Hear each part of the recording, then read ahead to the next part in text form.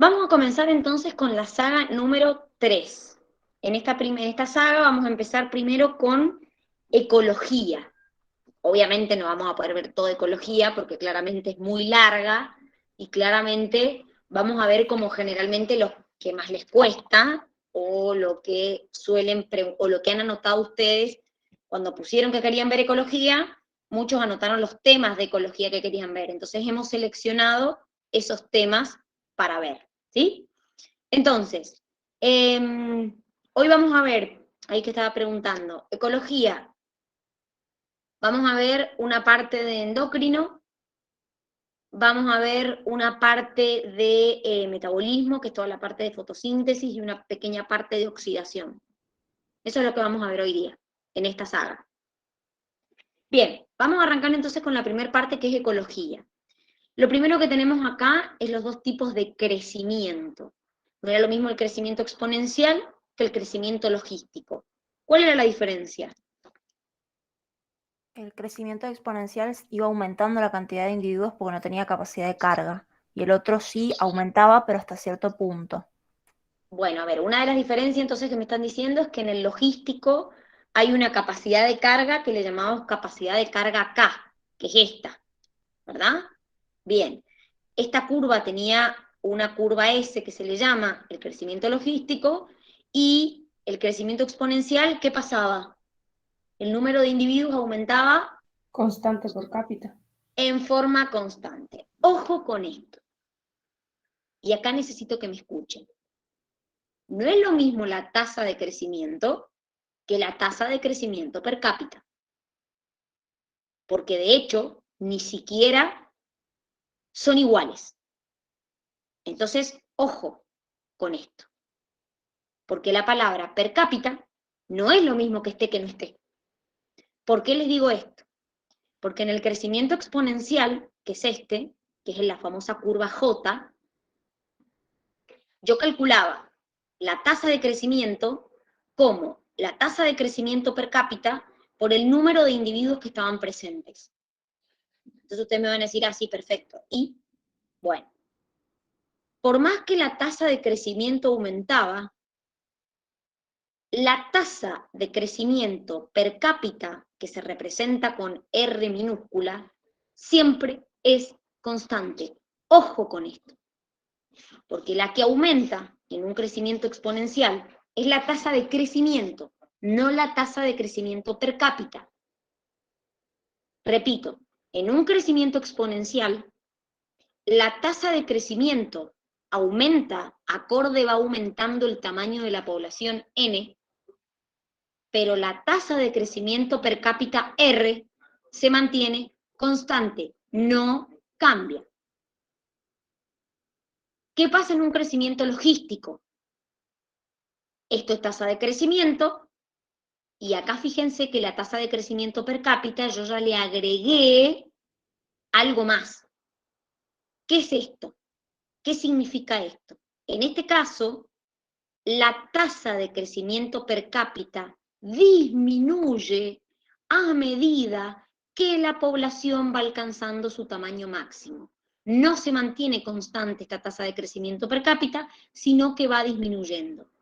Y esto está relacionado con que a medida que yo aumento, no puedo aumentar ilimitadamente, sino que voy a aumentar, y cuando yo me esté acercando al máximo de individuos que mi ambiente puede soportar, ese crecimiento se va a estabilizar. ¿Se ha entendido esto? Quiero saber si lo anoté bien. Entonces, cuando es logístico, es con capacidad de carga y la tasa de crecimiento per cápita disminuye, pero cuando llega como al máximo se estabiliza. Y El después, crecimiento a medida, o sea, ojo, vuelvo a lo mismo, Luli, ojo con crecimiento y crecimiento per cápita, porque son cosas distintas. ¿Está? sí. Entonces, ojo con esto. ¿Por qué? Porque en esta, para que se me salió todo, en esta tasa de crecimiento per cápita es constante y acá la tasa de crecimiento per cápita disminuye. La per cápita. que es lo que representamos con la letra R minúscula. Acá, la tasa de crecimiento, que es lo que se está representando acá, va aumentando a medida que N, que es el número de individuos de la población, va aumentando. Entonces, ojo con esto. Porque siempre les meten la palabra per cápita y ustedes piensan que es lo mismo que la tasa de crecimiento, y no. ¿Está? Bien. Otro patrón que analizábamos, patrón de mortalidad. ¿Quién me explica esto? Vamos, si ya lo han visto. ¿Quién me explica el patrón de mortalidad? Te dice básicamente cómo qué cantidad de individuos se van muriendo en base a la etapa de la vida, por así decirlo. Bueno, entonces, ¿cómo sería? Y la ostra, por ejemplo, cuando cuando son bebés, digamos, Cuando es está en etapa elevada, ¿cómo? Cuando está en etapa larvaria, ¿cómo? Muy bien, en etapa larvaria, es muy alta, después va disminuyendo hasta que se ¿qué es muy estabiliza. alta? ¿Qué es muy alta para Cami? ¿Qué es muy alta? ¿La tasa de mortalidad? Muy bien, perfecto. Fíjense que acá el número de sobrevivientes cae mucho. Porque acá me están representando los sobrevivientes, o sea que miren la cantidad de sobrevivientes. Cayó un montón. Bien, ¿y después de la etapa larvaria? ¿Qué pasa? Como que ahí se fijaban en el sustrato, creo, y era que se morían, digamos, como a la misma tasa, como que se estabilizaba, A se ver, morían menos. No empiezan a sobrevivir más. a ver. O sea, su tasa de mortalidad ya disminuye. No, su supervivencia se vuelve constante. O sea, que ya no es que van a Vamos a morir ver. tanto. ¿Es lo mismo la hidra que la ostra? No, no es lo mismo. Yo pregunto. Yo tenía entendido que cuando se adherían a un sustrato favorable, como que empezaban a sobrevivir muchas más. Exactamente, eso está perfecto.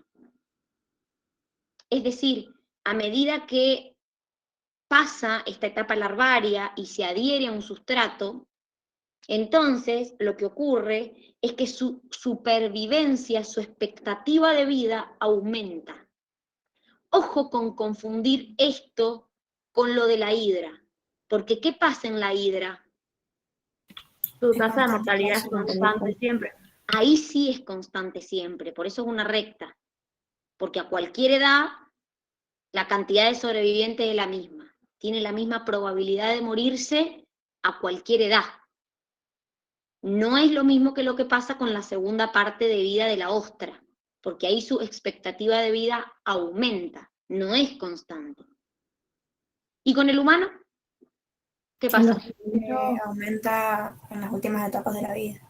Es decir, que tengo más probabilidad de morirme a medida que, fíjense que tengo la misma probabilidad de morirme, paso una cierta edad y la cantidad de sobrevivientes cae. Es decir, que más o menos todos nos morimos a la misma edad. ¿Y qué pasaba con los chingolos? ¿Qué eran los chingolos? Unos pajaritos. Muy bien, ¿y Al qué pasaba con principio esos tenían la misma tasa de mortalidad que las hidras y cuando ¿Que la eran quién? más que las hidras. Se Que la morían ostra. cuando eran chiquitos. Y después como que después del año de vida, pero igual que las hidras. Entonces, Muy bien, es decir, acuérdense que en el caso de los chingolos, que de hecho es un ejemplo de chicos que se lo tomaron en un ingreso, por eso se los agregamos al cuadernillo, al tema de los chingolos, el chingolo tiene la particularidad de que, por ejemplo, de la mayoría de los huevos que se habían puesto, muchos se perdían antes de la eclosión, de los que nacían, muchos no podían abandonar el nido, o no sobrevivían el año, es decir, por distintos factores, muchos de los chingolos en etapa pequeña, diríamos, se morían. O porque no se eclosionaba el huevo, o porque se morían muy rápido, o porque no podían salir del nido, X motivo. Entonces, en esa etapa, es como que su tasa de mortalidad es muy alta. Quiere decir que es como la primera etapa de la ostra. Pero cuando pasaban el año de vida los chingolos, no es que pasaba como la ostra, que su expectativa de vida aumentaba, sino que después que cumplían el año, que pasaba el año, a cualquier edad tenían la misma probabilidad de morirse. Entonces, por eso, en etapa temprana eran como la ostra, y después del año tenían una tasa de mortalidad como la de la hidra, es decir, constante. ¿Se entiende? ¿Se acordaban?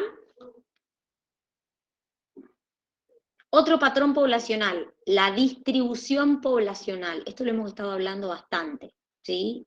Es decir, es cómo se ubican los organismos dentro de un espacio. Acuérdense que esta distribución en el espacio puede estar condicionada por más de un factor. Es decir, hay individuos que incluso de etapa larvaria a etapa adulto cambian su tipo de distribución, o si se están reproduciendo o no, o es decir, es más, por ejemplo, ustedes vieron el famoso ejemplo de la jarilla, que tampoco se los han tomado, que también veíamos que en ese caso cambiaba con la precipitación, es decir, con un factor ambiental.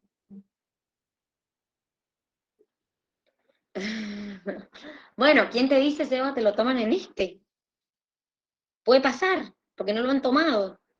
No han tomado mucho de ecología, entonces puede pasar que en este tomen ecología. Bueno, fíjense, teníamos 3 tipos de disposición. La agrupada, donde cuando yo encontraba un individuo había más probabilidad de encontrar a otro, porque están en grupos. Acá teníamos todos los ejemplos que pasaban en la agrupada, por ejemplo, las especies que son gregarias, las aves cuando no se están reproduciendo, los vertebrados como nosotros que tenemos comportamiento social, los vegetales muchas veces se agrupan en manchones dependiendo de dónde hay una fuente de agua, los álamos, los mejillones. La aleatoria es cuando yo encuentro un individuo, no hay una relación con la probabilidad de encontrar a otro. Ni me aumenta ni me disminuye. Entonces, por ejemplo, esto pasa mucho cuando uno cultiva microorganismos, que es un poco lo que te les contaba la otra vez en chiste, que uno cultiva una caja de Petri y te aparece una colonia por acá, una colonia por allá, una por acá, 5 juntas. Es decir, la distribución que tienen es aleatoria. Y en la disposición uniforme, cuando yo encuentro a un individuo, tengo menos probabilidad de encontrar a otro. Entonces, por ejemplo, en las especies que son muy territoriales, las aves cuando se están reproduciendo, las golondrinas en los cables, tenían este tipo de... Ahora lo vemos, Belu, lo de la jarilla, acá está lo de la jarilla. La jarilla cambiaba su densidad y su distribución por la cantidad de precipitaciones, es decir, no depende de la estación del año, ni tampoco depende de si hay o no otro individuo, sino dependía de las precipitaciones. Entonces, ¿qué es lo que ocurría? Cuando las precipitaciones eran altas, la densidad para que se acuerden, la densidad va acorde de la precipitación. Es decir, cuando hay mucha precipitación, hay mucha densidad de jarilla. Cuando la precipitación es intermedia, hay una densidad intermedia, y cuando las precipitaciones son bajas, hay una densidad baja de jarilla. Pero también cambian su distribución según las precipitaciones. Es decir, cuando la precipitación alta está en grupo, cuando las precipitaciones son intermedias están al azar, y cuando son bajas se distribuyen en forma regular. Entonces, este ejemplo también solían tomarlo bastante, el tema de la jarilla. Vamos con esto. ¿Qué era esto? A ver si se acuerdan. Era dependiendo del crecimiento. A ver, ¿con qué estaba relacionado esto? ¿De la supervivencia de una especie ¿Frente a qué? frente al Está bien lo que al ecosistema donde se encuentre o algo así? ¿A qué del ecosistema? Está bien lo que estás diciendo, Seba. ¿A sus recursos?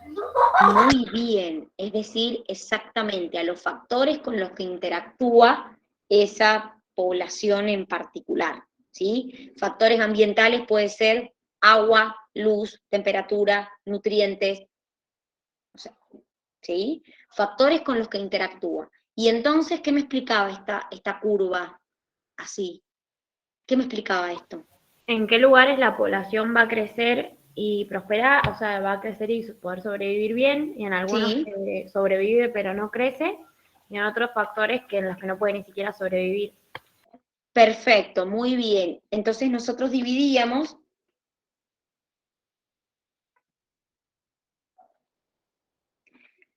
Cami, no sé qué quisiste.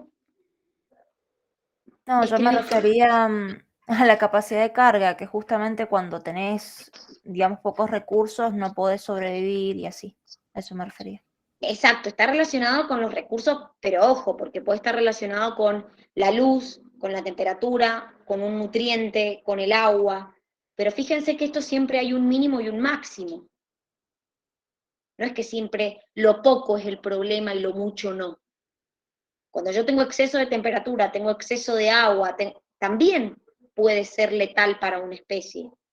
Entonces, nosotros distinguíamos una franja óptima, donde todo está joya, una zona de estrés fisiológico, donde los organismos sobreviven, pero la población claramente no puede crecer, y una zona de intolerancia, que vendrían a ser como los más extremos, donde directamente los organismos no pueden sobrevivir.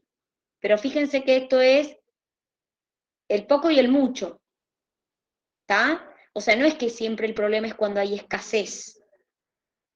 Es decir, el exceso también es un problema. No siempre la escasez. Muchos dicen, y bueno, cuando hay escasez de agua, sí, bueno, pero cuando hay exceso de agua también puede ser letal para esa población. Bien, seguimos. Bueno, acá un poco lo que estábamos hablando recién. ¿A qué hace referencia esto? El principio de exclusión competitiva. Ya tienen la definición ahí, pero... Al crecimiento. ¿Al qué? Perdón, no te escuché. Al crecimiento. A ver, ¿A ¿cómo cómo sería? crece un organismo, digamos, comparándose con otro? O cuando está con otro, digamos. Porque puede crecer de una forma si está solo o de otra forma Bueno, en determinada. realidad, esto está relacionado, chicos, con la interacción de poblaciones dentro de una comunidad. Es que pueden interactuar de muchas maneras. Están interactuando poblaciones dentro de una comunidad. Entonces, ¿qué me decía el principio de exclusión competitiva? Que cuando dos especies compiten por un recurso limitado, una de ellas es más eficiente que la otra para usar ese recurso, y entonces finalmente elimina a la otra cuando aparecen juntas. Pero acá teníamos dos ejemplos, el ejemplo del paramecium y el ejemplo de Lemna jiva y Lemna polyrrhiza. ¿Alguno se acuerda de estos ejemplos? ¿Que me quiera ayudar? Me acuerdo, creo que lo de la Lemna jiva era que uno terminaba flotando, entonces por eso creo que se terminaba eliminando la que quedaba abajo, ¿puede ser? La que no Muy bien, flotaba. Porque no Natalia. entraba luz, creo que La era lemna por... Bueno, jiva pero a tenía ver. sacos de aire que flotaban, entonces la lemna jiva tiene menor tasa de crecimiento que la lemna polyrrhiza. La lemna jiva tiene sacos de aire por lo que flota, entonces no le deja pasar la luz a la lemna polyrrhiza, entonces termina matando a la lemna polyrrhiza. Muy bien, es decir, esto está relacionado con que si yo comparo a estas dos por separado, debería sobrevivir mejor esta que esta. ¿Por qué? Porque si yo miro este ejemplo, ¿quién crece mejor de los dos? ¿Quién crece más? Paramecium aurelia. Entonces, cuando yo a Paramecium aurelia lo junto con Caudatum, claramente Aurelia crece más rápido, y me termina eliminando al Paramecium caudatum. Entonces, acá sí se respeta eso de cuanto más crece, es más eficiente y lo elimina al otro. Pero no siempre pasa eso, que es un poco lo que ustedes estaban explicando acá. ¿Por qué? Porque en realidad la Lemna polyrrhiza crece más rápido que la Lemna jiva. Pero es un poco lo que ustedes decían, Lemna jiva tiene sacos de aire que le permite flotar, se ubica en la superficie y le tapa la luz a Lemna polyrrhiza, entonces la termina eliminando. Bien. Ahora, yo les hago una pregunta a ustedes, y que es un poco lo que estábamos hablando. Nosotros, si nos basamos en esto de que ustedes están viendo del principio de exclusión competitiva, me indicaría que solo pueden vivir en una comunidad especies que son diferentes, o sea, especies que no se parecen, porque si no, si se parecen, terminan compitiendo y las termino eliminando. O sea, si yo me baso en el principio de exclusión competitiva, solamente pueden convivir en una misma comunidad las especies que no se parecen. Ahora, ¿qué puede pasar cuando las especies similares coexisten en el mismo lugar? ¿Qué Que puede esos pasar? muchos se junten. ¿Cómo? Que tengan nichos diferentes, por eso pueden coexistir. Muy bien, es decir, no siempre en un mismo lugar tienen que coexistir especies que son diferentes. Las especies que viven pueden ser similares, pero diferenciar sus nichos. Por ejemplo, era el ejemplo de los pájaros gorjeadores, que si bien utilizan el mismo recurso, que es el árbol, unos comían más arriba, unos en el medio, unos más abajo, otro en la parte interna, otro en la parte externa. Entonces, cuando yo hablo de diferenciar nichos, hablo de una solución, diríamos, a los individuos que comparten un mismo espacio, pero hay una cierta diferencia entre ellos en sus nichos. ¿Se entiende? Entonces, esto es una manera de que especies que son similares puedan convivir en un mismo espacio. Es decir, que no hace falta que sean totalmente diferentes las especies para poder habitar en una misma comunidad. Pueden que sean similares, pero diferencien sus nichos. Eso es a lo que se le llamaba la diferenciación de nichos. ¿Y qué era esto? Que es un poco lo que estaban preguntando ahí en el grupo. A ver, ¿qué es esto del desplazamiento de caracteres? Alguien que me lo explique con sus palabras en criollo. ¿Qué era esto del desplazamiento en caracteres? Perdón, para mí es que tienden como a ocupar la parte del nicho que no está ocupando la otra, creo. O como que intentan diferenciarse tanto para que no tengan el mismo nicho. Va por ahí. Va por ahí. Y sus nichos Una empiezan selección a... disruptiva, o sea, van a eliminar las características intermedias para que no compitan entre ellos. Es decir, el desplazamiento de caracteres lo que explica es que cuando las especies coexisten, tratan de diferenciarse en aquella característica que se superponen. En lo que yo comparto con otro, trato de diferenciarme. ¿Se entiende? Por eso ahí en la gráfica que ustedes tienen, en las dos gráficas, en la gráfica A y en la gráfica B, fíjense que la gráfica A les muestra como que hay bastante solapamiento de nichos, como que se parecen bastante acá. Sin embargo, con el correr del tiempo, estas especies tratan de diferenciarse lo más posible para no seguir solapando sus nichos. Es decir, de diferenciarse en aquella característica que comparten con la otra especie. ¿Se ha entendido esto? ¿Se acordaban? Sí. Dani, tengo una pregunta. ¿Para que haya exclusión competitiva, sí o sí la superposición tiene que ser total de nichos? No. Pueden competir por una sola característica y nada más. Por ejemplo, por un recurso. No. No hace falta que sea total. El ejemplo de los percebes sería un ejemplo de exclusión competitiva y de desplazamiento de caracteres, las dos cosas, entonces, ¿o no? Lo que pasa es que vos acordate que sí hay muchos ejemplos ahí de los percebes, porque en realidad hay una competencia en un principio de exclusión competitiva, pero también hay, ¿qué otra cosa? Además del principio de exclusión competitiva en los percebes. Desplazamiento de caracteres. ¿Y qué más? Hay solapamiento de nichos. ¿Y entonces? Van a competir. Esto es lo que estamos hablando, hay una competencia entre ellas. Perfecto. ¿Y entonces qué ha pasado? Una desplaza a la otra. Exactamente. Hay un desplazamiento. Porque, ¿qué era el nicho? Y ahí está un poco lo que estábamos hablando antes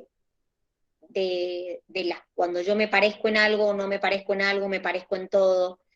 Es decir, básicamente, cuando se estudian los percebes, en realidad el percebe, si uno compara las dos especies, bueno, miren, esperen que directamente lo vamos a eso. Veamos la diferencia entre nicho fundamental y real, así podemos pasar al tema de los percebes. ¿Cuál era la diferencia entre el nicho real y fundamental? Que uno era teórico y el otro era real, digamos. ¿Y qué significaba que sea real? Que era teniendo en cuenta la relación con los factores, o sea, con las relaciones que tiene con otras especies. Muy bien, que tengo en cuenta la interacción con otras especies. ¿Qué pasaba entre estas dos especies? Sus nichos se solapaban. A ver, vamos por partes. Si yo hablo del nicho fundamental, el nicho de Chatmalus incluye al de Semibalanus, que es esto que les están mostrando acá. ¿Está? O sea que hay una superposición de nichos, ¿o no? Sí. Bueno, entonces, ¿qué es lo que pasa? Acá, ¿qué pasó? ¿Por qué el nicho real de este quedó acá y en este caso el nicho de él, el real, no se modificó? Porque Semibalanus le gana compitiendo a Chatmalus. Es decir, Y Chatmalus porque, y Semibalanus no puede vivir donde vive Chatmalus, digamos. bueno, Si va no, por ahí. también lo sacaría de ahí. Bueno, va por ahí, es decir, cuando yo compito con otro, me puedo morir, me puedo adaptar, si es que tengo la particularidad, o puedo diferenciar mi nicho. Entonces, acá, entre estos dos, ¿qué pasó? Este, que es Chatmalus, tenía las adaptaciones para poder sobrevivir en la parte alta, porque claramente en la competencia con este perdió. Entonces, hizo una diferenciación de nicho, también, ¿para qué? Para evitar morirse, claramente. Entonces, de esa manera pueden convivir en el mismo espacio, a pesar que no exactamente en el mismo lugar, porque claramente este no puede bajar porque pierde, y este no puede subir porque se muere, porque este que tienen acá, que es Semibalanus, no tiene la capacidad, no tiene las adaptaciones para poder vivir acá arriba, y este no puede bajar porque en la competencia pierde. Entonces ha habido una diferenciación entre ellos. Este contaba con las adaptaciones para poder vivir acá arriba. Si no hubiera contado con las adaptaciones para vivir acá arriba, ¿qué hubiera pasado? Que es un poco Hubiera lo que desaparecido. exactamente, que es un poco lo que les estaba diciendo la Gise. Si yo tengo las adaptaciones para sobrevivir y diferenciarme, lo hago.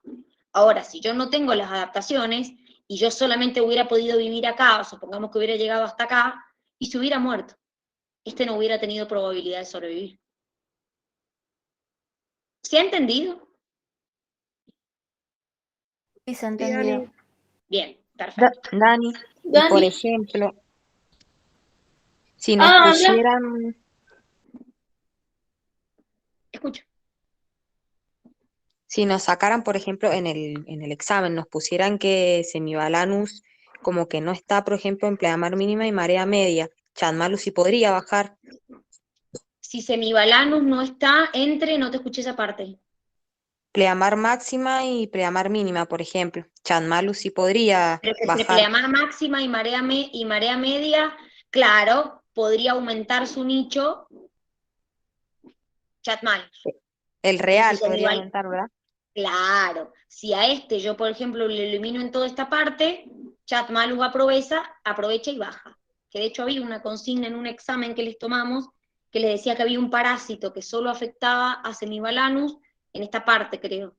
Entonces el nicho real de Chatmalus aumenta, porque él sí puede bajar. El que no puede subir es Semibalanus, porque no tiene las adaptaciones para vivir en la parte alta, diríamos.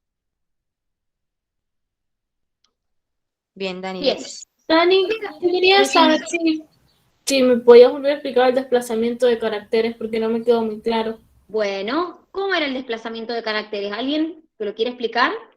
A ver si se entendió. Que A cuando ver. dos especies coexisten tratan de diferenciarse del otro, digamos, para no ¿En qué competir. se diferencian? En lo que se parecen. Exactamente, no es que se diferencian en todo. Cuando dos especies coexisten en un mismo lugar y son especies similares, tratan de, en la característica en la que se asemejan, que es esto que ves acá como solapamiento de nichos, tratan de diferenciarse, tratan de diverger. ¿Para qué? Para justamente no asemejarse con la otra especie. Entonces, se diferencian, en las características que comparten con la otra especie. Por ejemplo, si la característica que comparten es que comen el mismo alimento, tratan de diferenciarse en eso. No es que se diferencian en todo, se diferencian en la característica que comparten con la otra especie. A eso se le llama desplazamiento de caracteres. Gracias. De nada. Bien, seguimos. A ver si alguien se acuerda de esto. Miren. ¿Qué era esto? Que había especies clave que mantenían la diversidad de las otras especies. Por ejemplo, están los mejillones. ¿Qué pasaba?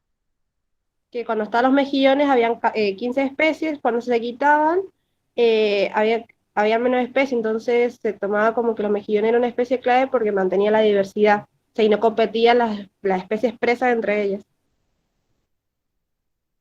¿Alguien?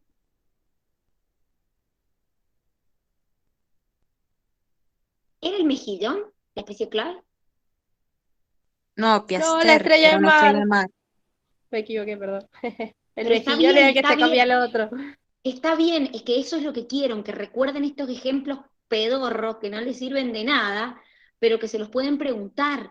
Por eso lo hemos recordado, porque son ejemplos que, chicos, la realidad es que ustedes después del día sábado van a ir y no se van a acordar de la estrella de mar, de Pisaster, que es el nombre real. Pero se los estamos recordando justamente porque son estos ejemplitos de mierda que te pregunta la facultad, que no te sirven para nada, pero que en el momento es una pregunta que suma. Entonces, por eso está bien la definición que vos diste de especie clave de ahí, está perfecta. Es decir, es una especie que contribuye a mantener la diversidad de las otras especies. En este caso, la especie clave era la estrella de mar, porque está bien la explicación que vos diste. ¿Qué quiere decir? Hacen un experimento donde habían 15 especies de presa, donde había percebes, había mejillones, había otras cosas. Y en un momento se elimina a la estrella de mar. Uno dice, bueno, se eliminó al depredador, joya. Pues no. ¿Qué pasó? Cuando eliminé al depredador, como yo eliminé al depredador, que justamente era la especie clave, no se mantuvieron más bajas las poblaciones presa. Entonces, ¿qué es lo que ocurrió? Los mejillones fueron los triunfadores y eliminaron al resto de las especies, al resto de las poblaciones. Entonces, en ese caso, lo que hacía la estrella de mar, como se alimentaba de todos, era mantener a todas las poblaciones en un número reducido, pero a todas. Cuando yo eliminé a esta especie clave, que en este caso era la estrella de mar, lo que ocurrió es que empezaron a competir entre ellas, los mejillones ganaron y las otras especies desaparecieron, o se redujeron drásticamente su número. Entonces, esto habla obviamente de las relaciones predador-presa, pero sobre todo del concepto de especie clave. Acuérdense que la relación predador-presa es una relación sumamente interesante, porque claramente uno se beneficia y el otro se perjudica. Claro, pero acuérdense, chicos, que es un poco lo que está diciendo ahí el Seba, que la depredación es una relación entre poblaciones que la realidad es que ayuda a que las dos poblaciones evolucionen. Es decir, si bien alguien se beneficia y alguien se perjudica, la realidad es que las predaciones son, claramente contribuyen a la evolución. ¿Por qué? Porque la presa evoluciona, el predador evoluciona, ¿sí? Entonces, la realidad es que el depredador no siempre reduce la población de la presa en forma drástica, ¿sí? Sino que, como les dije muchas veces, como acabamos de ver en la estrella de mar, muchas veces contribuye a que el número de esa presa se mantenga en números bajos. Y ahí está lo que vos me estabas diciendo, el conejo y el lince, ¿te acuerdas? Que es lo que me decía el lince y el conejo. Fíjense que cada 10 años había, no está la imagen, pero contesto el ejemplo que me preguntó el Seba. Si ustedes se acuerdan, había como unos picos así en la imagen del conejo y el lince, ¿sí? Y entonces lo que nos mostraba era que la densidad de las poblaciones ocurría cada 10 años, había como picos cada 10 años. Entonces, había un aumento en la población de los conejos, aumentaba la población de linces, la población de conejos disminuía, seguía disminuyendo la población de linces. Quiere decir que hay una estrecha relación, y la realidad es que la depredación es un factor que contribuye con la evolución, y no es perjudicial, ¿sí? La realidad es que, como les dije, cuando el predador y la presa mantienen esta relación estrecha, uno ejerce presión selectiva sobre el otro para que evolucione también. Entonces, eso también contribuye a la coevolución de las especies, la depredación. ¿Se entiende? Entonces la realidad es que muchas veces los predadores van migrando. Un predador nunca elimina por completo a su presa, porque no le conviene. ¿Entiendes? Entonces, por ejemplo, un predador tiene la particularidad de que cuando ve que en determinada zona bajan, migran a otra zona donde esa presa es más abundante. Entonces, le da la posibilidad a la presa de que se reponga. Un predador nunca elimina por completo a su presa. Eso somos los humanos. Nada más. ¿Sí? Nunca se va a eliminar. Por eso es que el problema no es la naturaleza, salvo que sea un predador no propio del lugar, sino un predador que es una especie introducida.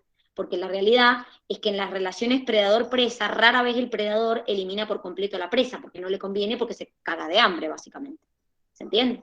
Entonces, generalmente lo que hace el predador es migrar. Cuando acá baja el número de presas, me voy para otro lado y me empiezo a comer otro, entonces le doy tiempo a estos que empiecen a aumentar otra vez.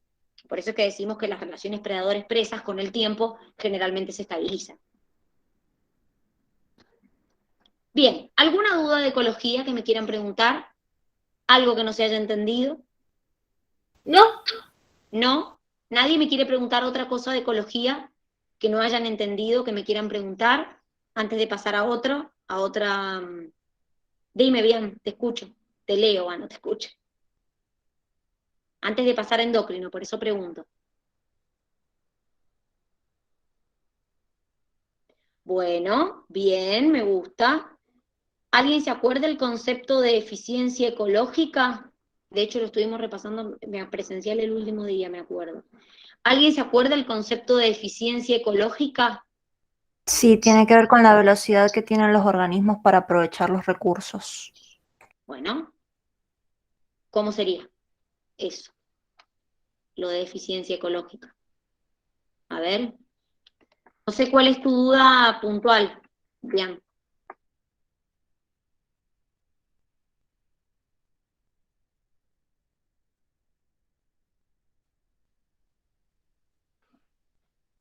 Ah, bueno, esperen porque se me trabó absolutamente todo.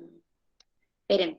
Me parece que tu duda es a los conceptos de asimilación y producción neta. Quizás eso es lo que les cuesta, la diferencia.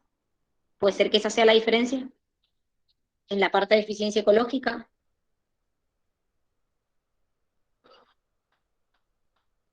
Porque la eficiencia ecológica es una definición. Quizás lo que te cuesta a vos, claro. Bien, acuérdense que cuando yo hablo de eficiencia ecológica, hablo de la capacidad que tiene un determinado individuo, un determinado componente biótico, para explotar el recurso alimentario que tiene. Entonces, cuando nosotros hablamos de la eficiencia ecológica, hablamos de dos cosas importantes dentro de la eficiencia ecológica: la eficiencia de asimilación y la eficiencia de producción neta. ¿Son definiciones? Sí, son definiciones, pero forman parte de lo que nosotros le llamamos eficiencia ecológica. La eficiencia de asimilación es de la energía que el individuo consume, cuánto de verdad asimila. Repito, la eficiencia de asimilación es de la energía que un individuo consume, cuánto de verdad es lo que asimila. La eficiencia de producción neta es de la proporción de energía que asimilé, o sea, que está relacionado con el concepto anterior, cuánto gasto en crecimiento, en almacenamiento, en reproducción, y a la que se le resta la energía utilizada en la respiración. O sea que está relacionado, chicos, con la energía que asimilo, y de eso cuánta energía gasto. Eso sería como lo de energía de eficiencia de asimilación y eficiencia de producción neta. ¿Cuánto energía de lo que consumo asimilo? Y de eso que asimilo, ¿cuánto es lo que gasto? A eso hace referencia el concepto de eficiencia de asimilación y eficiencia de producción neta. ¿Se entiende bien? Bueno, ¿alguien me explica la diferencia entre pirámide numérica y pirámide de biomasa? Sí, la pirámide numérica hace referencia a la cantidad de individuos que hay por nivel trófico, y la pirámide de biomasa hace referencia a la cantidad de masa, justamente, que hay biológica en cada nivel trófico. Perfecto, muy bien. Es decir, que si ustedes se acuerdan, por ejemplo, nosotros en las pirámides numéricas, es decir, las pirámides de número, ¿qué analizábamos nosotros? Por nivel. Por ejemplo, yo La tenía... cantidad, A ver, escucho.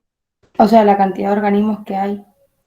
Es decir, la cantidad de individuos por unidad de área en un determinado nivel. Cuento los organismos. ¿Cuántos organismos tengo por unidad de área? No sé si se acuerdan que en este caso, en las pirámides numéricas, por ejemplo, cuando el productor era pequeño, como un pasto, la base de la pirámide era ancha y empezaba a achicarse en la pirámide numérica. Ahora, cuando el productor, que es el primer nivel de esta cadena, era grande, como por ejemplo un árbol, la base era más estrecha de la pirámide numérica.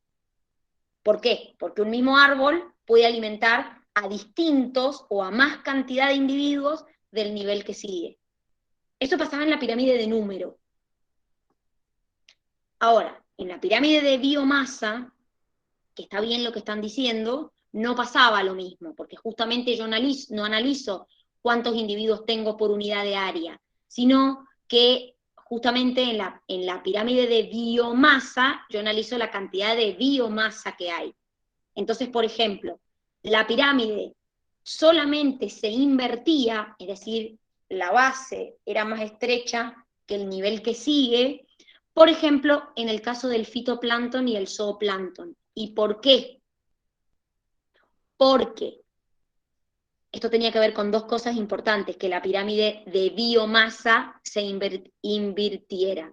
Tenía que ver con que la masa de fitoplancton en un determinado momento puede ser menor que la biomasa del zooplancton que se alimenta de ella. ¿Por qué?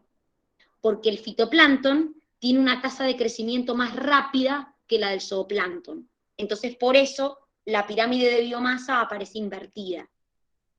Entonces, una pequeña cantidad de fitoplancton puede alimentar una gran cantidad de zooplancton, porque el fitoplancton tiene más tasa de crecimiento. Entonces, en ese caso, la pirámide de biomasa se invertía. Quedaba como la base más estrecha y después en los otros niveles aumentaba. Bueno, ahí está lo que estoy diciendo, Cami. Perdón que creo que se salió de tono. Es lo que estoy diciendo. En el océano, el fitoplancton tiene más tasa de crecimiento que el zooplancton. Entonces, una pequeña cantidad de fitoplancton te puede dar alimento a una gran cantidad de zooplancton, ¿sí? Entonces, por eso la pirámide de biomasa estaba como al revés. Acuérdense que el primer nivel en el mar es el fitoplancton, en el océano, y el segundo nivel es el zooplancton. Son los únicos dos niveles que ustedes ven. Así como ustedes tenían en la tierra, productor, herbívoro, carnívoro. Bueno, en el caso del mar tenemos el fitoplancton, y quien se alimenta del fitoplancton era el zooplancton. Ok, entiendo, gracias. Bien. Dani, el Muchachos, ejemplo de las hierbas, ¿cómo sería? ¿de qué? ¿De qué? ¿De las hierbas de qué? ¿De biomasa? De la pirámide de biomasa, sí. Bueno, en este caso la biomasa en un productor, por ejemplo, no sé, el pasto, sería normal. Es decir, la base sería más ancha y a medida que pasás al herbívoro y al carnívoro, sería menos ancha. Porque la pirámide solo la invertís cuando el productor tiene una tasa de reproducción muy elevada. Entonces, por eso en el productor, como por ejemplo un pasto, la pirámide es normal, base más ancha y después se achica. Pero en el fitoplancton, como tiene una alta tasa de crecimiento, se invierte. Bien, gracias, Dani. De nada.